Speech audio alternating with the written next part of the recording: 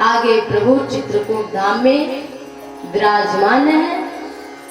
एक बार प्रभु श्री राम ने मैया जानकी का जंगल से नाना प्रकार के फूल लेकर के आते हैं, उससे सुंदर सुंदर आभूषण बनाते हैं और सीता जी का श्रृंगार करते हैं। प्रभु उस समय जयंत भगवान के बल की परीक्षा लेने के लिए इंद्र का पुत्र जयंत आता है कौवा का रूप धारण करके।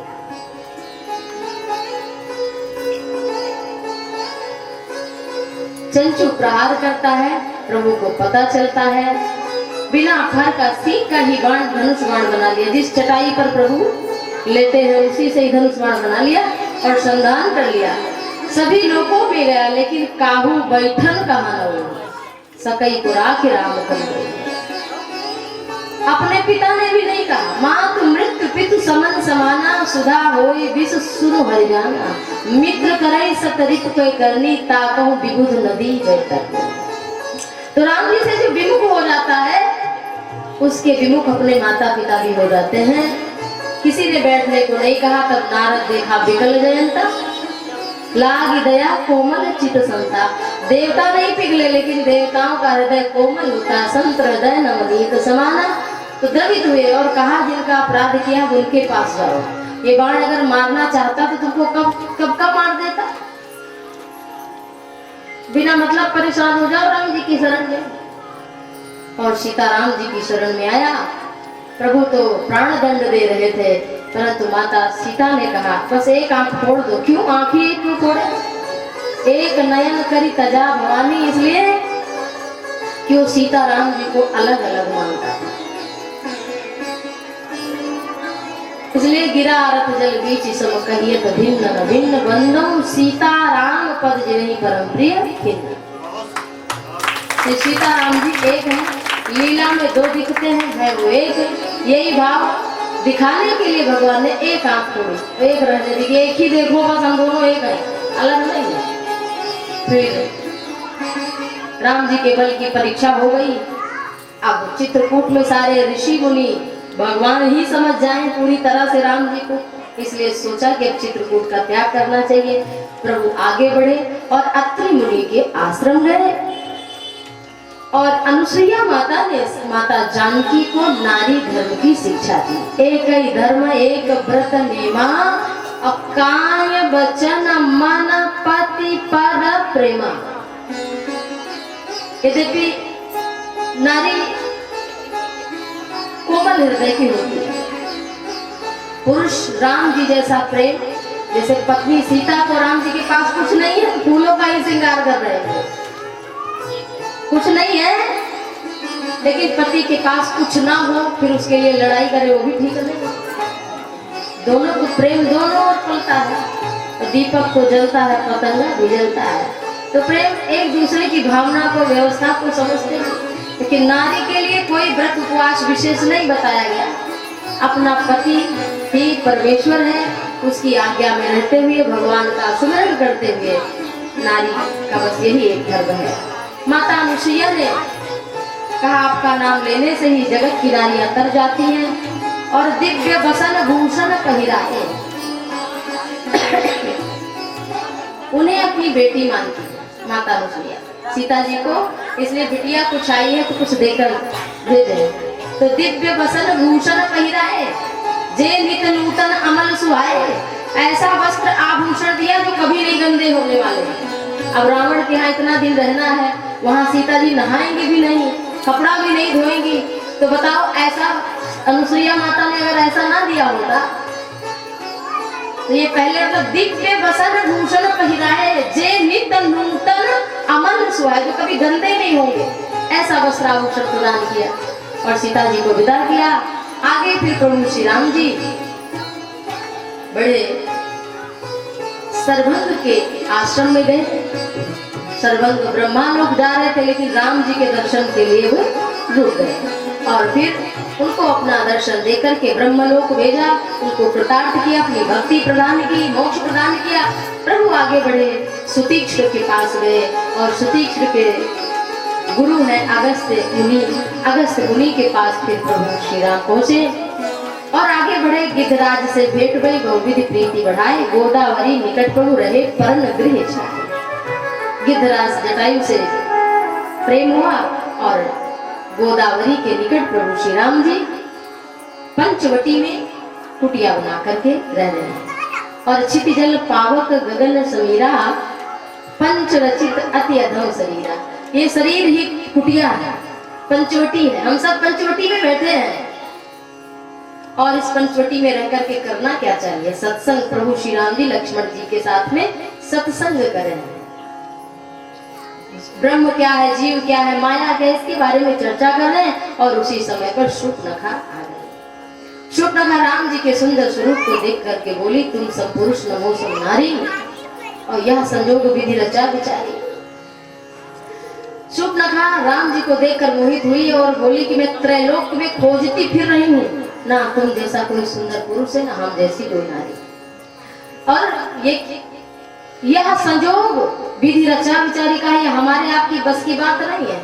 शादियां तो ऊपर से तय होती है। शूर्पणखा ने कहा यह संयोग विधि रचा बिचारी ब्रह्मा जी ने लिख पढ़ करके रखा है। ब्रह्मा जी बड़े परेशान हुए, हमने कहा भैया कहा ये बात, ये शूर्पणखा अपनी तरफ से राम जी से हमारी बात लगा रही। शूर्पणखा ने जब इस प्रकार से कहा तो कहा कि मन माना कछ तुम ही निहारी, ज्यादा मतलब ज्यादा पर मन भी नहीं आया, हमारा थोड़ा सा आया है। राम जी बोले कि हमको देखकर थोड़ा मन, हमारा भाई है, देख लो ये पूरा मान जाएगा। कहा लक्ष्मण जी के पास जाओ, आहाय कुमार मोर लघु भ्राता। तो जो ब्रह्मचारी है वो कुमार ही है। और इस दृष्टि से भी, राजनीति की दृष्टि से, कि वो झूठ कह रही कि मैं कुमारी हूँ, है नहीं? तो राजनीति में साम दाम दंड भेद ये होता ही है। प्रभु ने लक्ष्मण जी के पास भेजा और लक्ष्मण ने कहा हम तो दास है, राम जी के दासी बनना हो तो बताओ, सेवा चौका बर्तन करना हो तो दास है राम जी, और तुम जैसी स्त्री दासी बनना स्वीकार नहीं करेगी। फिर राम के पास गई, फिर राम जी ने कहा नहीं हम उन्हीं के पास जाओ, हमसे कुछ काम नहीं बनेगा, हमारी ये पति सीता ही चितई दे। प्रभु सीता जी की ओर कि जब जीवन में वासनाएं किसी दूसरी स्त्री को देख करके आकर्षण बने तो अपनी पत्नी की ओर देखना चाहिए कि ये हमारे लिए जीवन जी रही है, इसलिए इसको छोड़कर हम किसी पर कुदृष्टि न डालें। आकर्षण तो 2 मिनट का, प्रेम ऐसा है। और फिर लक्ष्मण जी के पास गए। लक्ष्मण जी है वैराग्य, जीवन में होगा सत्संग तो वैराग्य अपने आप आ ही जाएगा। तो वासना तो हमारी कुछ नहीं बिगाड़ पाएगी, लेकिन वासना की ही नाक कट जाएगी। और श्री लक्ष्मण जी है वैराग्य के स्वरूप। उन्होंने लक्ष्मण अति लाघो सो नाक कान बिनु कीन और ताके कर रावण का मनहु चुनौती भेज दिया, पत्रिका भेज दी। लेकिन पहले रावण के पास जाने से पहले खरदूषण के पास गई और खरदूषण का भगवान ने मोहिनी मंत्र से राम राम कहो तनु तजहि पावहि पद निर्वाण और करि उपाय रिपुमारे छलमोह कृपाय राम। क्या देखा कि राक्षस मर नहीं रहे हैं, तो भगवान ने मोहिनी अस्त्र मारा। क्या उसमें क्या दिखा? एक दूसरे को राक्षस राम में देखने लगे कि राम है, तो आपस में ही कटकर राम राम कह करके मर गए। और ऐसा तो पावहि पद निर्वाण, राम के स्वरूप को देखते हुए। और फिर शूर्पणखा गई रावण के पास और कहा कि हमने देखा पंचवटी में बहुत सुंदर एक नारी आई है और हमारी नाक कान उनके भाई ने बताया, सारी घटना काट दी। अब खरदूषण का वध भी हो चुका। अब सोचता है रावण खरदूषण मुनि बलवंता तिनहि कुमारे बिनु भगवंता, भगवान के अतिरिक्त कौन मार सकता है। ऐसा विचार करके यदि भगवान है तो उनके हाथों से मरकर मैं परम पद प्राप्त कर लूंगा, और यदि वो मनुष्य है तो उनकी नारी इतनी सुंदर है और त्रैलोक्य पति रावण के पास संसार की सबसे सुंदर नारी भी आ जाएगी। इस विचार से रावण चला, मारीच के पास गया। मारीच ने समझाया कि भैया जब से हमने देखा है, मामा है मारीच, बड़े जन समझाया तो थोड़ा समझ जाना चाहिए, लेकिन रावण नहीं माना। रावण को और ज्यादा क्रोध आ गया जब समझाया। कहा भाई मम कीट भृंग की नहीं, हमारी स्थिति तो जब से राम लक्ष्मण को देखा ऐसी स्थिति हो गई है कि भृंगी कीड़े के समान जहां तहां राम ही दिखते हैं। तो सुनत जरा दीनी सी बहु भारी, बहुत गालियां दिया रावण ने अपने मामा जी को। बताओ, यही पढ़ा लिखा लोग कहते हैं रावण बड़ा विद्वान है, और ऐसी विद्वता किस काम की जो अपने माता पिता अपने गुरुजनों बड़ों जनों का सम्मान ना कर पाए। वो विद्या क्या है? विद्या ददाति विनय, वास्तविक विद्या वो है जो आपको झुकना सिखा दे। बड़े पढ़ा लिखा हो लेकिन अपने माता पिता की सेवा न करे, ऐसा बालक पाकर करे क्या? तो सुनो तो जरा दीनी सी बहुवारी, देखा कि उभय भांति देखा निज मरना और तब ताकि सिर विनायक शरणा। जब देखा रावण हमको मार देगा तो सोचा इस अच्छा है राम जी के हाथों मरूं, उनका दर्शन करते हुए परम पद प्राप्त कर लूंगा। ऐसा विचार करके पंचवटी में रावण आया और कहा कि तुम हिरण बनो, मृग। अब है तो मारीच लेकिन बन क्या गया? मृग। और रावण ने कहा कि तुम उधर राम को दौड़ाते लेके जाना और मैं इधर कपट वेश धारण करके, रावण ब्राह्मण विप्र रूप धारण करके आया। और इधर जब श्री जानकी ने देखा कि यह मृग कर अति सुंदर छाल, बड़ी सुंदर छाल है। और प्रभु ने प्रतिज्ञा क्या किया है ना, लोग कहते हैं हिरण को यहाँ पर, भाई हिरण के लिए क्यों दौड़े राम जी? क्योंकि राम जी ने प्रतिज्ञा किया है निशिचर हीन करहु मैं और भुज उठाए बन के ही। राम जी ने प्रतिज्ञा किया है कि निशिचर हीन करहु मैं भुज उठाए बन के। राम जी की प्रतिज्ञा है कि इस धरती को निशाचरों से रहित कर दूंगा। परंतु एक जो निशाचर है वो माया रूप में आया है, हिरण बनकर, हिरण है नहीं। तो अगर वो बच गया तो राम जी की प्रतिज्ञा का क्या होगा? जैसे किशोरी जी हमारी सोचने लगी।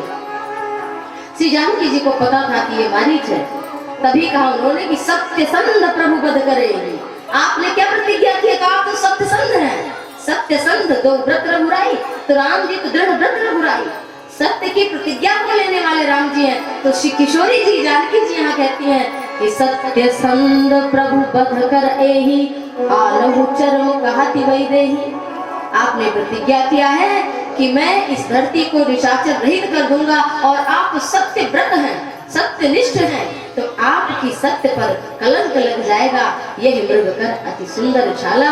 और जो भगवान शंकर के हृदय में छिपे हुए श्री राम हैं, जिन्हें मुनि योगी एक बार ध्यान करते हैं करोड़ों वर्षों तक, तब एक बार उनकी झलक प्राप्त कर पाते हैं।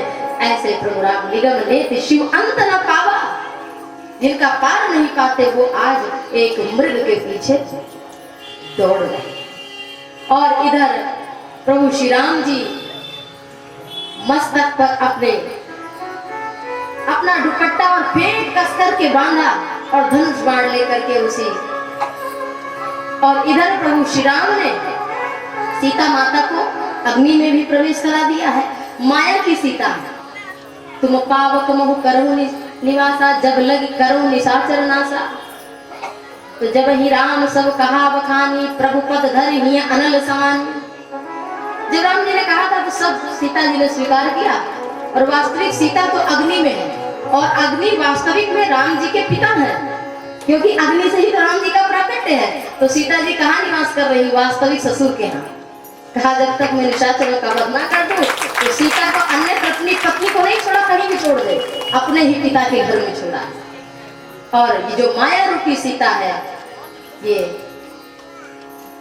अब यहाँ देखो पंचवटी में सब कुछ माया का ही चल रहा है। पंचवटी क्या है? माया। ये शरीर माया ही तो है भैया कि नहीं?